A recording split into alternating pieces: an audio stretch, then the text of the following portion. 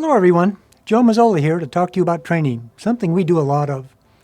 My department, for example, offers 75 or so different training classes each year.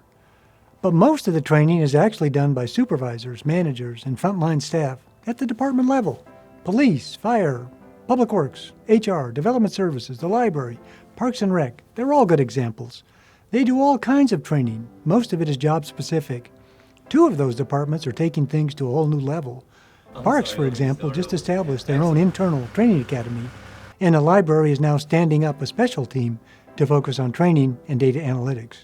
So, as a learning organization, we have trainers all over the city doing important work to improve operations and at the same time make us a higher performing organization. Since that's the case, I'd like to talk to you about something called adult learning theory, and then share some tips for those of you actually involved in the training. The techniques I cover will make you a better or more effective trainer because they're grounded in research. By the way, one of the sources I use for this video is a very good book called Adult Learning, Linking Theory and Practice. Now, to put things in context, teachers use a certain approach with kids in classrooms. It's based on something called pedagogy, which literally means the art and science of teaching children. The teachers are subject matter experts. They focus on content and they share their knowledge with the students using a building block process. The teachers talk, they present their material, all the while the kids sit, they listen, they absorb, and they learn. You remember that from your days in school. Well, many of us in the training world follow that same model because that's the way we were taught, even up through college. So we assume that's just how you do it, regardless of age. But there's a problem. The pedagogy model works okay with kids, but it doesn't work well with adults. There's a totally different approach that trainers must use with adult learners. And it's based in something called andragogy, or adult learning theory. There's a huge difference between kids and adults in how we learn. Adults bring years of experience to the table. We need to know why we're learning something and understand how it connects to our jobs and to our careers. When we see that connection, we're self-motivated. And because of our vast experience, we are also a valuable resource and can contribute to the training ourselves. So having said this, when leading or facilitating a training class, keep these 10 things in mind. Number 1, tailor the message and tailor the material to fit the employee's needs. Remember, it's about the learners, it's not about you. This will require some flexibility on your part. Teachers are content-focused and they stay on script, but good trainers are learner-focused and they're flexible. Number 2, avoid doing all or most of the talking. This is one of the most common mistakes a trainer makes.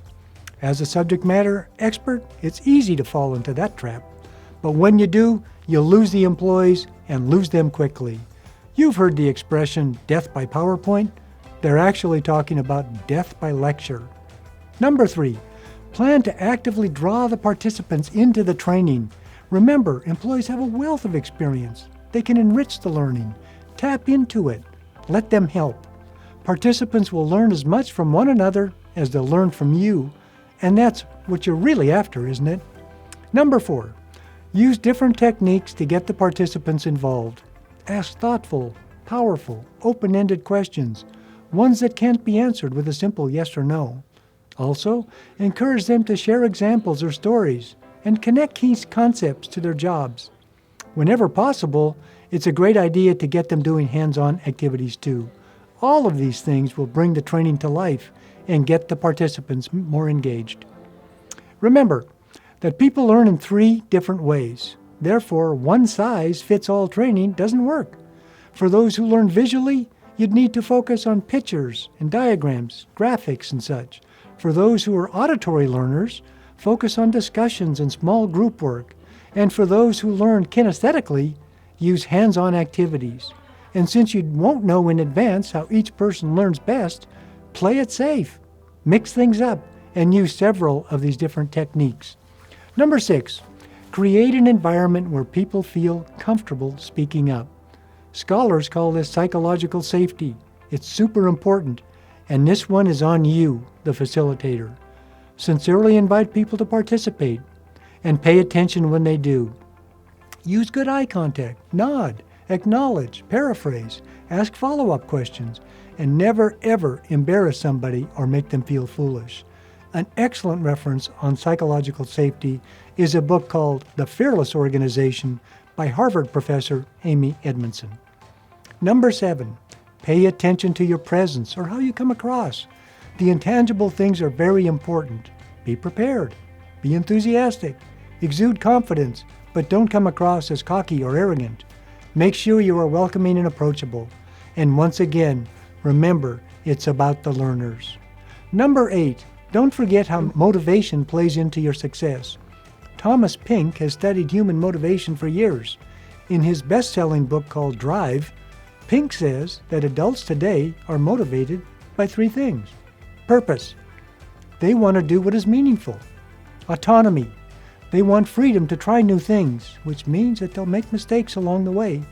And mastery. They want to become experts at things they know and care about. So good trainers take purpose, autonomy, and mastery into consideration. Number 9, to help with motivation during the actual training, use these 4 letters as a general guide, ARCS. Here's what those letters stand for. A, capture their attention. R, make the material relevant. C, use techniques that increase their confidence. And S, satisfy their needs. ARCS. If you cover all 4 bases, you'll keep the participants interested, motivated, and engaged. And finally, number 10, as a trainer and a leader in our organization, look for opportunities to link material to HPO and our culture. Where possible, connect to our values, respect, integrity, service, and excellence. Connect to our vision, which centers on strong and healthy relationships. Connect to the idea of leadership at all levels, and connect to our emphasis on continuous growth and learning. In other words, take a systems view of your training. It's one part of a broader, interconnected mosaic of how we strive for excellence in McKinney and bring out the best in ourselves and others. So in conclusion, we've looked at adult learning theory and why it is that adults learn differently than children. And then we looked at 10 different tips or techniques that will help make a training experience more enriching and impactful. As a 21st century, high-performing organization, all of us must use modern and effective techniques when facilitating training classes at every level. The techniques I shared are research-based, and they work. I hope you found the information helpful. If you'd like to discuss some of this in more detail, or if you need help developing a training class yourself, please contact John Cunningham or me. We're here to help and support you in any way.